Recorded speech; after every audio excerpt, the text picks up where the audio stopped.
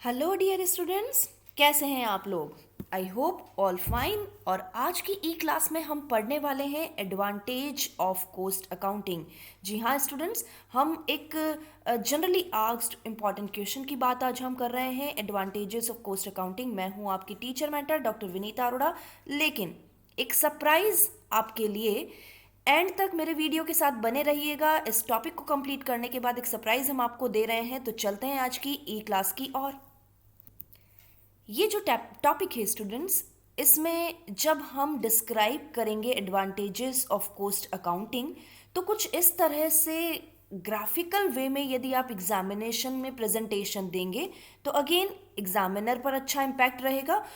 मैं इसी तरह से आपको समझाना चाहती हूँ कि देखिए, कॉस्ट अकाउंटिंग का एडवांटेजेस के जो पक्षकार हैं या पार्टीज की बात की जाए तो मैनेजमेंट को फ़ायदा हो सकता है, लेबर्स को फ़ायदा हो सकता है, सोसाइटी को फ़ायदा हो सकता है, साथ ही गवर्नमेंट और हमारे इन्वेस्टर्स या जो हमारे क्रेडिटर्स हैं उनको भी फ़ायदा हो सकता है यदि वो कॉस्ट अकाउंटिंग के मेथड्स एंड टेक्निक्स को ऑप्ट करते हैं।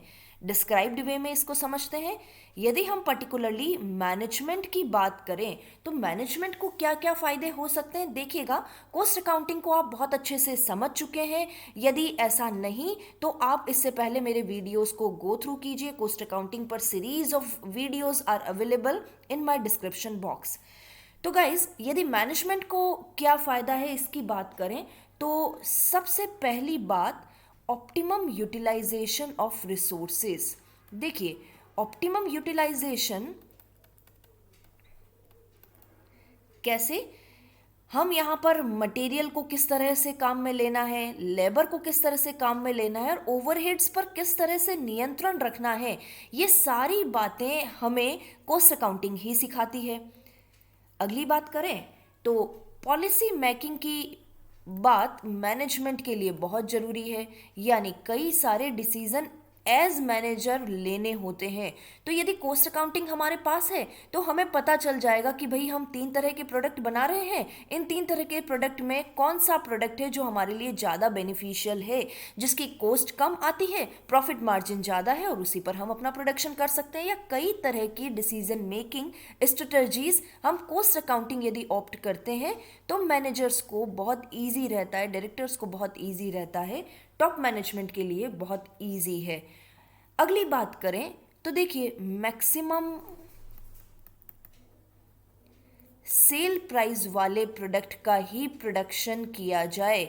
यानी यदि हमें पता चल रहा है कि मार्केट में ट्रेंड क्या है, मार्केट का ट्रेंड है हमारा कौन सा प्रोडक्ट मार्केट में सबसे ज़्यादा बिक रहा है, तो हम उसी प्रोडक्ट को ही हम प्रोडक्शन में लेंगे। तो इस तरह से कॉस्ट अकाउंटिंग मेंटेन करना किसी भी संस्था के लिए बहुत ज़रूरी हो जाता है, because there is varieties of production. हम कई तरह के प्रोडक्शन की बात कर सकते हैं। यदि हम फर्नीचर बिजनेस की बात करें तो हम चेयर बनाते हैं, चेयर्स में भी डिफरेंट टाइप्स ऑफ चेयर्स बना सकते हैं, different types of furnitures business are available. तो ऐसी स्थिति में जो मार्केट की डिमांड है उसके अकॉर्डिंग हम प्रोडक्शन कर सकते हैं। तो ये कॉस्ट अकाउंटिंग हमें यहाँ हेल्प करेगी डिसीजन मेकिंग के लिए। And one and all, fair sale price, आप सभी को पता है कि हम कॉस्ट प्राइस यहाँ डिसाइड करते हैं, बिकॉज कॉस्ट अकाउंटिंग हम मेंटेन कर रहे हैं तो इसका प्रॉपर पर्पस ही यही है कि पर यूनिट कॉस्ट कैलकुलेट करना। जब पर यूनिट कॉस्ट एक अफोर्डेबल प्राइस, एक कॉस्ट कंट्रोल्ड प्राइस में कैलकुलेट हो जाती है तो हम उसमें अपना प्रॉफिट मार्जिन ऐड करके एक फेयर सेल प्राइस भी कैलकुलेट कर सकते हैं। तो गाइज, मोर और लेस ये कुछ एडवांटेजेस मैंने आपको बताए हैं जो कि मैनेजमेंट पॉइंट ऑफ व्यू से हो सकते हैं। चलिए जल्दी से बात करते हैं लेबर्स के पॉइंट ऑफ व्यू से क्या क्या एडवांटेजेस हैं। देखिए, यदि लेबर्स की बात की जाए तो लेबर्स स्किल्ड हो सकते हैं, स्किल्ड हो जाते हैं। देखिए, हम आपको पहले से ही बताते हुए आए हैं कि यहाँ पर स्किल्ड लेबर का होना बहुत ज़रूरी है। ऐसे लेबर्स हैं जो मटेरियल का वेस्टेज ज़्यादा करते हैं तो आपकी कॉस्ट को बढ़ाएंगे। हम स्ट्राइव करते हैं कॉस्ट कंट्रोल के लिए, तो ऑलवेज इसमें लेबर्स में स्किल्डनेस बढ़ेगी। यदि कॉस्ट अकाउंटिंग को रखा जाता है तो हमें पता चलेगा कहाँ हमारी कॉस्ट ज़्यादा एक्सपेंड हो रही है और हमें अपने लेबर्स को स्किल्ड करना है, ट्रेनिंग देना है। साथ ही बात करें, यदि श्रमिकों की बात की जाए, लेबर्स की या एम्प्लॉयज़ की बात की जाए तो सबसे इम्पॉर्टेंट है फेयर रेमुनरेशन। ये फेयर रेम्युनरेशन क्या होता है? देखिए, ये होता है एक उचित पारिश्रमिक का मिलना। हम जब कॉस्ट अकाउंटिंग की बात करते हैं तो हम आगे पढ़ेंगे कि हम लेबर रेम्युनरेशन टेक्निक्स की भी बात करेंगे।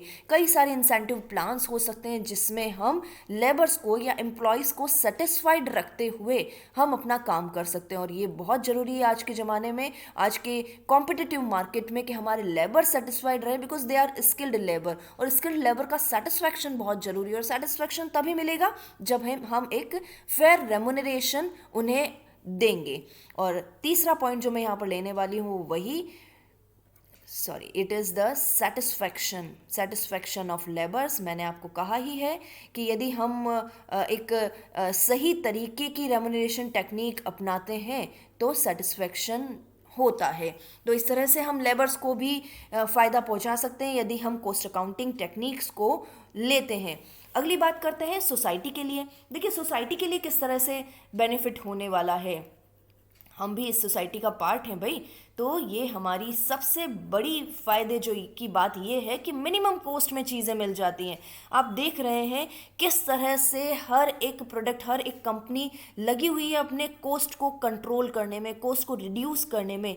इस तरह से मिनिमम कॉस्ट में नई नई टेक्निक्स, नए मेथड्स अडॉप्ट किए जाते हैं और मिनिमम कॉस्ट लाने की कोशिश की जाती है। तो मिनिमम कॉस्ट में हमें चीज़ें मिलनी शुरू हो जाती है। तो ये होता है कॉस्ट अकाउंटिंग का फ़ायदा।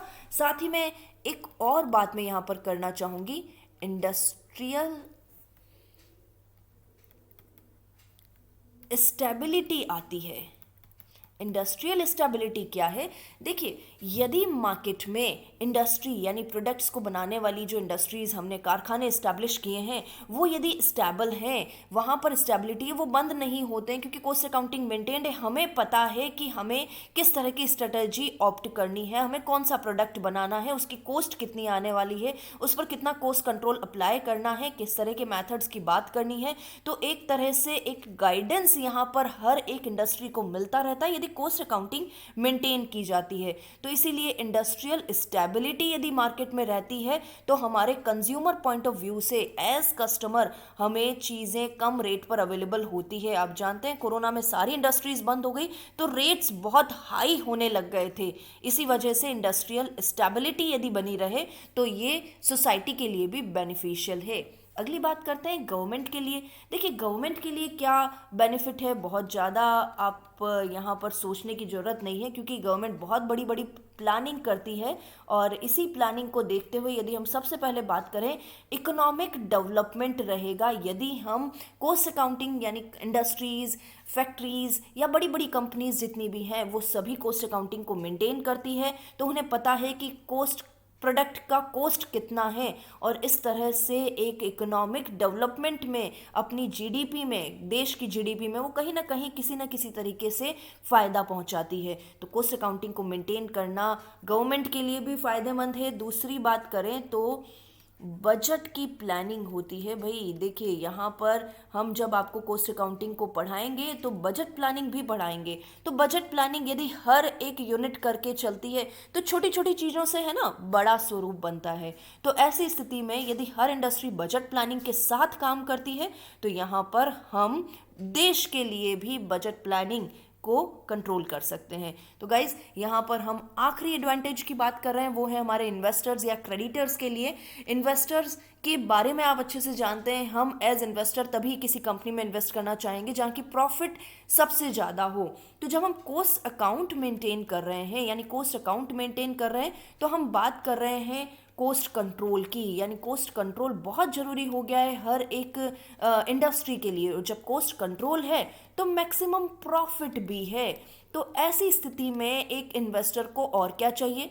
प्रॉफिट मैक्सिमाइजेशन जहाँ पर है वहीं पर ही कोई इन्वेस्टर इन्वेस्ट करना चाहेगा। तो गाइज, ये कुछ मैंने पॉइंट्स आपके साथ डिस्कस किए हैं और अब बारी है आज के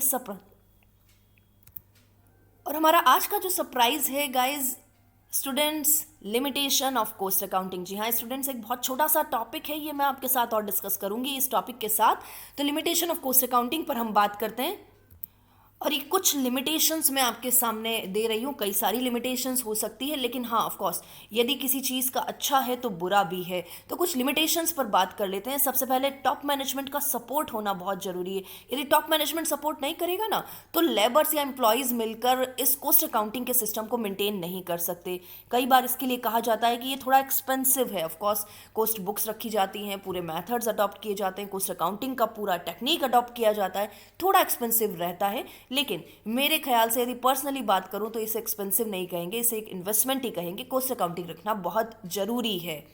अगली बात करें तो ट्रेनिंग देनी बहुत ज़रूरी है। कोई भी अनट्रेंड वर्कर ऐसे कहीं जाकर किसी फैक्ट्री में नहीं बैठ सकता और प्रोडक्शन शुरू नहीं कर सकता। तो एम्प्लॉयज़ को ट्रेनिंग देना बहुत ज़रूरी हो गया है यदि हम कॉस्ट अकाउंटिंग मेंटेन करते हैं। और सबसे अंत में बात करें तो ये फाइनेंशियल अकाउंटिंग का किसी भी तरह का कोई रिप्लेसमेंट नहीं देता है। जी हाँ स्टूडेंट्स, ये फाइनेंशियल अकाउंटिंग के रिप्लेसमेंट की बात नहीं करता है। यदि हम कॉस्ट अकाउंटिंग मेंटेन करते हैं तो हमें फाइनेंशियल अकाउंटिंग भी मेंटेन करनी पड़ेगी। तो एक तरह से बर्डन बढ़ा जरूर है, लेकिन फिर भी यदि बात की जाए कॉस्ट अकाउंटिंग इम्पॉर्टेंट है। कॉस्ट अकाउंटिंग को हर एक फैक्ट्री को, हर एक कंपनी को रखना जरूरी भी है। सो ये कुछ कमियां मैंने आपके सामने रखी थी। एग्जाम में बहुत वेरी शॉर्ट आंसर में पूछे जाते हैं, उसमें आप कुछ कमियों को जरूर बताएं। और at the end thank you guys, thank you so much. आज कुछ हमारे नया वीडियो में सीखने को मिला है, तो हमारे चैनल को सब्सक्राइब करें, लाइक करें हमारे इस वीडियो को, और ज़्यादा से ज़्यादा हमारे इस वीडियो को शेयर करें। Thank you guys, thank you so much.